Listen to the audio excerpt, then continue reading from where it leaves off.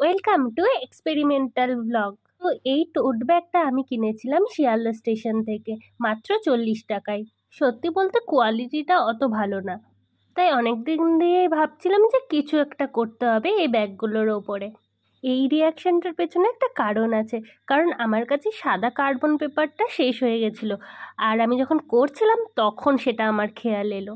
ব্যাস আর কি, আমাকে তো এই ভিডিওটা করতেই হতো, তাই আমি প্রথমে কাগজের পেছনে পেন্সিল দিয়ে সেট করে নিয়েছিলাম, আর তারপরে ডিজাইনটা কপি করেছিলাম।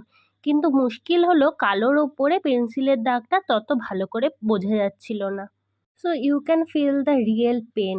প্রথমে যদিও বা বোঝা যাচ্ছিল, লাস্টের দিকে এসে কিচ্ছু বোঝা যাচ্ছিল না। আর এখানে আমি সেকেন্ড ভুলটা করেছি, এই ফুলের ডিজাইনটা একটুও ভালো লাগছিল না, তাই শেষে আবার আমাকে ব্ল্যাক দিয়ে মেশাতে হলো। বাট ফাইনাল আউটকামটা আমার বেশ পছন্দ হয়েছে। বাই।